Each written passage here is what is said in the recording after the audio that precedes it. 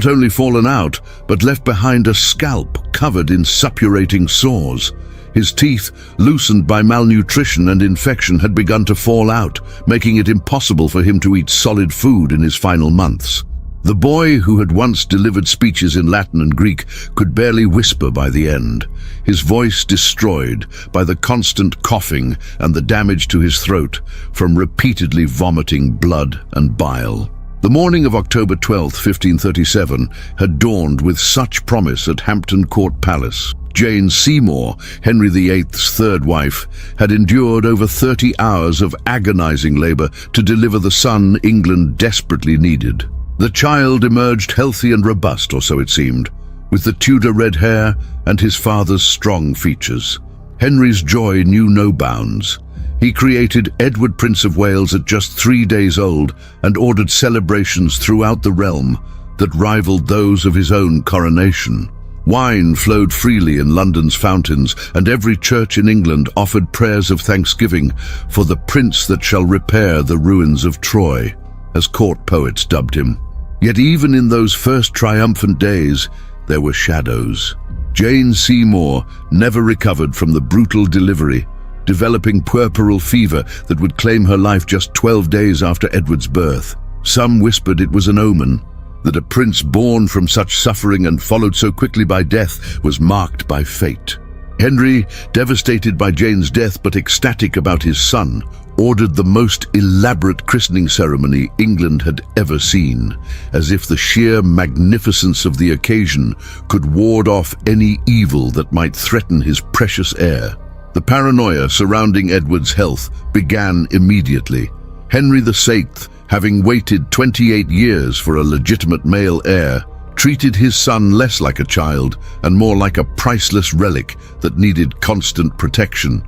The boy's nursery at Hampton Court was scrubbed with vinegar daily, sometimes twice daily during plague seasons. Every person who entered his presence, from the highest nobles to the lowest servants, had to wash their hands in rosewater and have their health verified by royal physicians. The walls of his chambers were washed weekly with lime water to prevent disease, and his food was tested by 3 different tasters before reaching his lips. This obsessive protection created an environment that was, ironically, potentially harmful to Edward's development. Isolated from other children to prevent infection, he grew up in an antiseptic bubble that likely prevented his immune system from developing properly. Dr. Christopher Langton, one of Edward's physicians, would later theorize that the prince's constant illnesses might have been exacerbated by his unnatural upbringing, kept from the normal childhood exposures that build resistance to disease. Edward was left vulnerable to every pathogen that eventually breached his protective barriers. The first signs of Edward's constitutional weakness appeared when he was just 4 years old. In 1541, he developed what court records carefully described as a quartan fever, likely malaria, that left him bedridden for weeks. Henry VIII flew into a rage, dismissing several physicians and threatening others with execution if his son didn't recover. The boy did recover, but observers noted he never quite regained his previous vitality. His tutors reported that he tired easily during lessons, and physical activities that should have been simple for a prince, riding, archery, tennis, left him exhausted and sometimes feverish. By age 7, Edward had survived 2 more serious illnesses that court chroniclers deliberately minimized in official records. Private letters between ambassadors, however, reveal the truth. The prince suffered from recurring respiratory infections that left him gasping for breath, mysterious rashes that covered his body in painful welts, and digestive troubles that meant he could keep down only the blandest foods. The Tudor propaganda machine worked overtime to present an image of a healthy, thriving prince, even as those close to him knew the reality was far different. The death of Henry VIII in January 1547 thrust the 9-year-old Edward onto England's throne, a burden his frail body was ill-equipped to bear. Contemporary accounts of his coronation reveal telling details. The ceremony had to be shortened because the boy king was too weak to stand for the traditional duration. The heavy crown gave him severe headaches that lasted for days, and he had to be carried in a chair for parts of the procession route because walking the full distance was beyond his strength. Yet the official chronicles speak only of his dignity, intelligence, and regal bearing. Edward's reign began under the protectorship of his uncle, Edward Seymour, Duke of Somerset, who immediately faced the challenge of managing not just a kingdom, but a chronically ill child monarch. Somerset's private papers, discovered centuries later, contained detailed instructions to royal physicians about concealing the king's weakness. Courtiers were coached on how to position themselves to support Edward if he swayed during ceremonies. Artists were instructed to paint him in poses that suggested strength and vitality, and a complex system of doubles and stand-ins was developed for public appearances when the king was too ill to attend. The medical records from Edward's early reign, though deliberately vague and often encoded, paint a picture of progressive decline. The king suffered from what physicians called rheums, likely chronic sinusitis and respiratory infections, that left him with constant headaches and difficulty breathing. His growth was stunted. At age 12, he was notably smaller than his peers, with thin limbs and a distended belly that suggested malnutrition despite access to the finest foods in England. Most concerning were the night sweats that soaked his bedding and the persistent cough that produced blood-tinged sputum, classic signs of tuberculosis that his physicians either failed to recognize or deliberately ignored. The year 1550 marked a turning point in Edward's health. That spring, he contracted what was officially described as a mild case of measles, but was more likely smallpox, given the severity and the characteristic scarring left behind. For weeks, the king lay delirious with fever, his body covered in painful pustules that leaked fluid and left permanent pockmarks on his once smooth skin. The illness seemed to trigger a cascade of other health problems. His joints began to swell and ache, suggesting rheumatic complications, and his persistent cough worsened dramatically. It was during this illness that the power struggle between Somerset and John Dudley, soon to be Duke of Northumberland, intensified. Both men recognized that Edward's death was not a matter of if, but when, and positioning themselves for the inevitable succession crisis became their primary concern.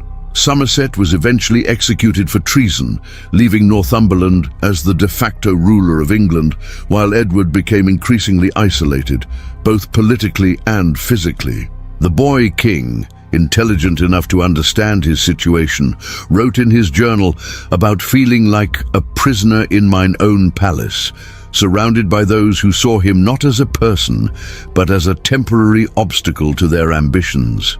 The relationship between Edward and Northumberland was complex and ultimately tragic. Northumberland, while exploiting the king's weakness for his own political gain, also seemed to develop genuine affection for the boy. He arranged for the best physicians in Europe to examine Edward, bringing in specialists from Italy, France, and the Low Countries. These foreign doctors, less constrained by English court politics, provided more honest assessments that survive in continental archives. Dr. Girolamo Cardano, a renowned Italian physician and polymath, examined Edward in 1552 and privately wrote that the king had perhaps 2 years, certainly no more than 3, to live. Edward himself was acutely aware of his deteriorating condition. His personal writings from this period reveal a young man struggling to reconcile his earthly suffering with his devout Protestant faith. "My body fails daily," he wrote in one particularly poignant entry, "yet my spirit must remain strong for England and for God's true religion." He threw himself into religious study and reform with an intensity that concerned even his Protestant advisors, as if trying to accomplish a lifetime of religious transformation in whatever time remained to him. The physical manifestations of Edward's illness became increasingly difficult to hide by 1552. Ambassadors reported that the king's appearance was ghostly, with hollow cheeks sunken eyes rimmed with dark circles, and skin that had taken on a translucent quality through which blue veins were clearly visible. His hands trembled constantly, making it difficult for him to sign documents, and he had to be propped up with cushions during council meetings to maintain the appearance of sitting upright. The contrast with portraits from just 2 years earlier was so stark that some foreign observers speculated he had been poisoned. The possibility of poisoning was indeed investigated, both during Edward's lifetime and after his death. Given the political stakes and the number of people who stood to benefit from his demise, it was a reasonable suspicion. However, the symptoms he displayed were entirely consistent with advanced tuberculosis, possibly combined with what modern medicine might recognize as chronic kidney disease. The swelling of his extremities, the changes in his urine, described as dark and malodorous, and the accumulation of fluid in his abdomen all point to renal failure, likely secondary to his tuberculosis infection. By the autumn of 1552, Edward's condition had deteriorated to the point where even the most optimistic propaganda couldn't hide the truth. He made his last public appearance in November of that year, and witnesses were shocked by his appearance. The imperial ambassador Charles V wrote to his master that the English king looked like a living corpse and predicted he wouldn't survive the winter. Edward did survive, but at tremendous cost to what remained of his quality of life. The winter of 1552-1553 was a nightmare of suffering that Edward endured with remarkable stoicism for a 15-year-old. The tuberculosis had spread beyond his lungs to his bones, causing excruciating pain that no amount of opium could fully relieve. His spine began to curve, giving him a hunched appearance that courtiers tried to disguise with specially designed clothing. The infection in his lungs led to the formation of abscesses that would periodically rupture, flooding his throat with pus and blood that he would vomit up in horrifying quantities. Servants reported that the smell in his chambers was so overwhelming that they had to burn aromatic herbs constantly just to make the air bearable. The spring of 1553 brought no relief, only acceleration of Edward's decline. The swelling that had been confined to his legs spread throughout his body, a condition called anasarca that left him almost unrecognizable. His face became so bloated that his eyes were reduced to slits, and his fingers swelled to the point where his rings had to be cut off. The skin on his legs, stretched beyond its capacity, began to weep clear fluid that soaked through bandages within hours. Modern medical knowledge recognizes these as signs of complete systemic failure. His kidneys, liver, and heart were all shutting down simultaneously. It was during these final months that the most macabre political maneuvering took place. Northumberland, recognizing that Edward's death was imminent and that it would mean the accession of the Catholic Mary Tudor, convinced the dying king to alter the succession. The device for the succession that Edward signed, or more accurately, that Northumberland guided his swollen hand to sign, attempted to bypass both Mary and Elizabeth in favor of Lady Jane Grey, Northumberland's daughter-in-law. The document itself bears witness to Edward's deterioration. His signature degrades from a relatively firm Edward in the first draft to an almost illegible scrawl in the final version. The psychological torture of these final months equaled the physical agony. Edward, raised to believe in his divine right to rule and his responsibility to protect Protestant England, was forced to confront his absolute powerlessness. He was king in name only, unable even to control his own bodily functions, let alone the kingdom. Attendants reported that he would sometimes cry out in delirium, calling for his dead father or begging God to either heal him or end his suffering. Other times, he would lie silent for hours, staring at the ceiling with eyes that observers described as already seeing beyond this world. The medical attention Edward received in his final months represented the pinnacle of Tudor medicine, which is to say it was sophisticated in its own way, but often harmful by modern standards. His physicians, led by Dr. Thomas Wendy, employed every treatment in their arsenal. He was regularly bled, sometimes losing pints of blood that his weakened body could ill afford to spare. They applied blistering agents to his chest to draw out the evil humors, creating painful burns that became infected and added to his misery. Mercury, arsenic, and antimony were all administered in various compounds, likely hastening his organ failure rather than providing any benefit. Perhaps the most telling detail about Edward's final months was the gradual abandonment by those who had surrounded him in healthier times. Courtiers found excuses to avoid the death chamber, unable to bear the sight and smell of their decomposing monarch.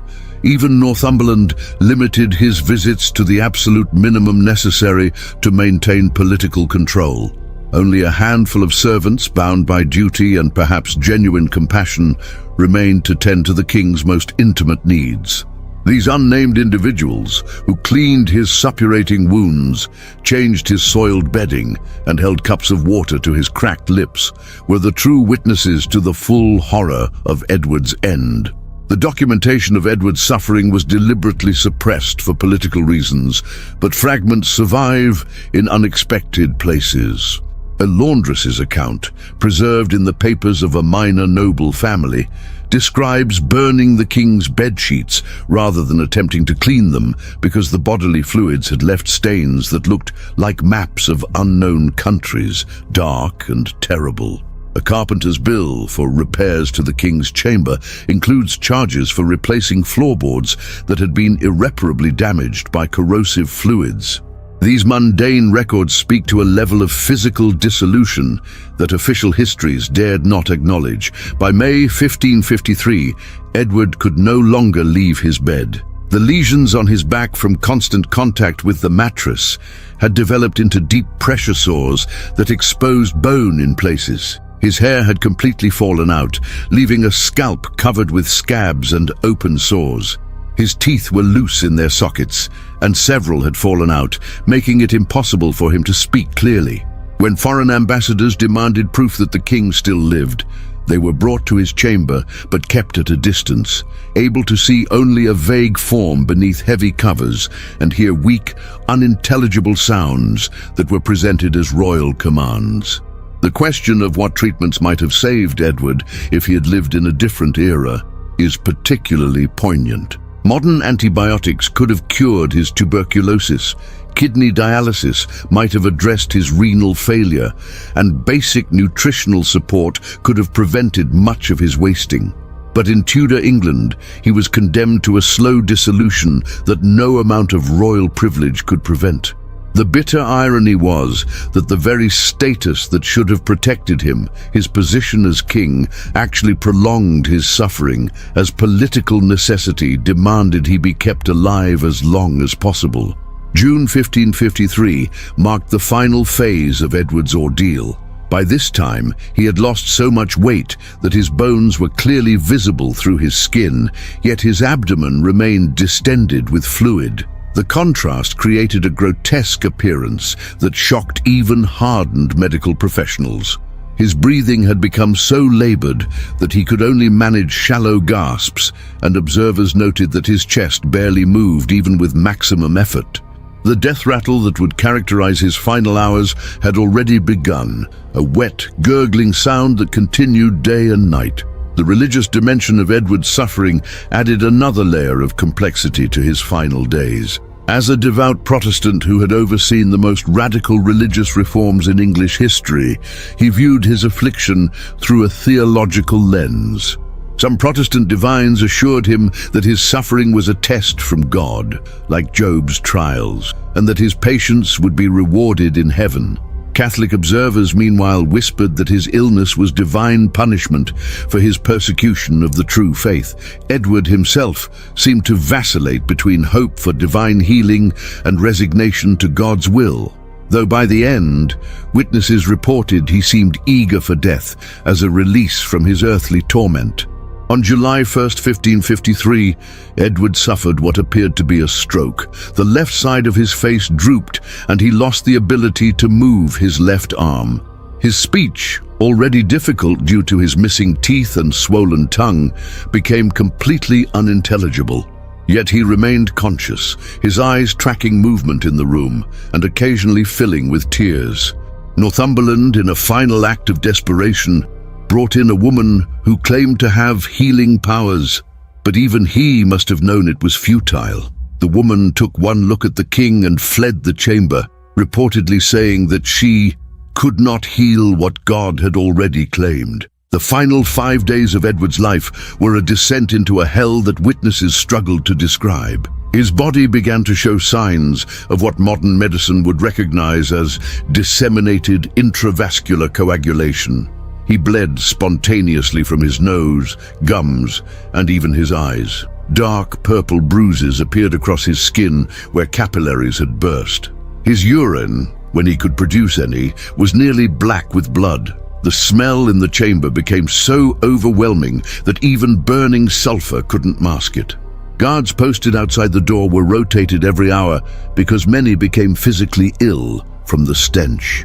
On the morning of July 6, 1553, Edward VI's suffering finally ended. Sir John Bannister, one of the physicians present, recorded that the king's final moments were surprisingly peaceful after months of agony. His breathing simply became shallower and shallower until it stopped altogether. There was no dramatic final speech, no last words of wisdom. The boy who had once been England's great hope died as quietly as a candle being extinguished. He was 15 years old and had reigned for 6.5 years, most of them in declining health. The immediate aftermath of Edward's death was as macabre as his final months. The body, already in an advanced state of decomposition, needed to be prepared for burial quickly. The embalming process, usually a routine if unpleasant task, became a nightmare. When the embalmers opened the chest cavity, they found organs so degraded that they practically liquefied at touch. The lungs, in particular, were described as resembling rotted sponges soaked in blood and pus. The heart was enlarged to nearly twice its normal size and was covered in fibrous adhesions. The liver and kidneys showed extensive damage, confirming that Edward had suffered from multiple organ failure. The embalmers worked frantically to preserve what they could, using massive quantities of spices, resins, and preservative compounds. But the decomposition was so advanced that their efforts were largely futile. Within hours, the body began to swell with gases from internal putrefaction. The decision was made to seal the corpse in multiple nested coffins, first lead, then wood, then another layer of lead, in an attempt to contain the smell and prevent the gases from causing an explosion. Even so, guards reported hearing disturbing sounds from the coffin as gases continued to build up inside. The official lying in state was cancelled, ostensibly out of respect for the late king's Protestant sensibilities, but in reality because the body was in no condition to be displayed. Instead, an empty coffin was shown to the public, draped in cloth of gold and surrounded by heraldic achievements. The real coffin, containing Edward's remains, was kept in a sealed chamber with only a few trusted guards who were sworn to absolute secrecy about what they might hear or smell. The funeral, held on August 8, 1553, at Westminster Abbey, was a carefully choreographed affair designed to maintain the illusion of royal dignity. The coffin was carried by 8 of the strongest men in the royal guard, not for ceremony, but out of necessity. The multiple layers of lead and wood, plus the swollen remains within, made it extraordinarily heavy. Observers noted that the pallbearers seemed to struggle more than expected, and there were moments when the coffin appeared to shift unnaturally, likely due to the movement of gases and fluids within. Archbishop Thomas Cranmer, who delivered the funeral sermon, spoke of Edward as a new Josiah, the biblical boy king who had reformed religion in Israel. But those who had witnessed Edward's final months knew the comparison was more apt than Cranmer perhaps intended. Josiah too had died young, and tragically, his reforms quickly reversed. The Protestant Reformation that Edward had championed would indeed be reversed by his successor Mary I, who would earn the sobriquet Bloody Mary for her persecution of Protestants. The burial itself was conducted with unusual haste. Typically, royal funerals included elaborate ceremonies at the graveside, but Edward's coffin was lowered into the vault and sealed immediately. Workers were brought in that very night to seal the tomb with additional layers of stone and mortar. Some historians suggest this was to prevent any posthumous examination that might reveal the true extent of Edward's suffering or fuel rumors about poisoning. Others believe it was simply a practical measure to contain the ongoing decomposition. In the days following the funeral, strange stories began to circulate. Guards at Westminster Abbey reported hearing sounds from the royal vault, not supernatural moaning, but the very real sounds of gases escaping from the sealed coffin.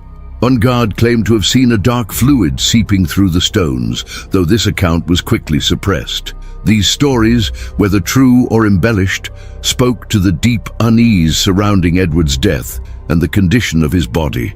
The political aftermath of Edward's death was as tumultuous as his final months. The attempt to place Lady Jane Grey on the throne lasted only 9 days before Mary Tudor's forces prevailed. Northumberland was executed, and many of those who had surrounded Edward in his final months met similar fates. It was as if the corruption that had consumed Edward's body had spread to consume the entire political structure he had left behind. The Tudor dynasty that Henry VIII had fought so hard to establish and perpetuate was revealed to be as fragile as his son's diseased body. Medical historians have long debated the exact cause of Edward's death. The primary culprit was almost certainly tuberculosis, which was endemic in Tudor England and particularly deadly to those with compromised immune systems. But Edward likely suffered from multiple conditions simultaneously. Some researchers have suggested he may have had an underlying genetic condition that made him susceptible to infection. Others have proposed that he suffered from a form of chronic kidney disease, possibly related to congenital abnormalities. The truth is that Edward's body was failing on so many levels that identifying a single cause of death is almost meaningless. The suppression of information about Edward's condition has left us with an incomplete picture, but what we do know is horrifying enough. This was not a peaceful passing of a young king, but a prolonged biological catastrophe that reduced a human being to barely recognizable remains while he was still conscious and aware. The Tudor propaganda machine worked overtime to present Edward's death as a holy transition, a godly prince called to his heavenly reward. The reality was far more brutal. A child destroyed by disease while adults schemed over his corpse. Modern DNA analysis has been proposed to study Edward's remains, but his tomb has never been opened since his burial. The Church of England and the British monarchy have consistently refused requests for exhumation, citing both religious concerns and the diplomatic sensitivity of disturbing a royal grave. Perhaps they also fear what such an examination might reveal: evidence of congenital conditions that could raise questions about the genetic fitness of the Tudor line, or confirmation of suffering so extreme that it would forever taint the romantic image of Tudor England.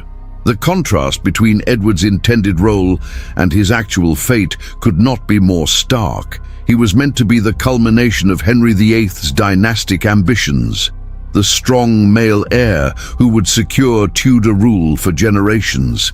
Instead, he became a symbol of Tudor fragility, a diseased child manipulated by ambitious men, his decaying body a metaphor for the corruption of the court that surrounded him.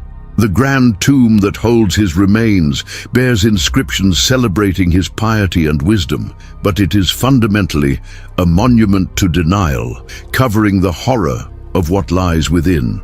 The mystery of what exactly was found inside Edward VI's body extends beyond the physical remains to encompass the broader question of what his death revealed about Tudor England itself. The autopsy findings, such as they were, showed a kingdom as diseased as its king, riddled with corruption, consumed by religious conflict, and ultimately unable to sustain the dynasty Henry VIII had sacrificed so much to create. The organs that failed in Edward's body paralleled the institutions that failed in his kingdom. Contemporary medicine recognizes that Edward's suffering could have been largely prevented, or at least significantly alleviated with modern treatment. Antibiotics would have cured his tuberculosis, dialysis could have addressed his kidney failure, and palliative care would have managed his pain. But in Tudor England, he was condemned to experience the full horror of untreated disease progression. His suffering was not noble or meaningful. It was simply the biological reality of multiple organ failure in an era before effective medical intervention. The accounts of those who witnessed Edward's deterioration provide some of history's most disturbing medical documentation. The careful descriptions of his symptoms, though couched in Tudor medical terminology, allow modern physicians to trace the progression of his diseases with horrifying clarity. Each stage of decline is documented: the initial respiratory symptoms, the spread to other organs, the accumulation of fluid, the breakdown of skin and tissue, and finally, the complete systemic collapse that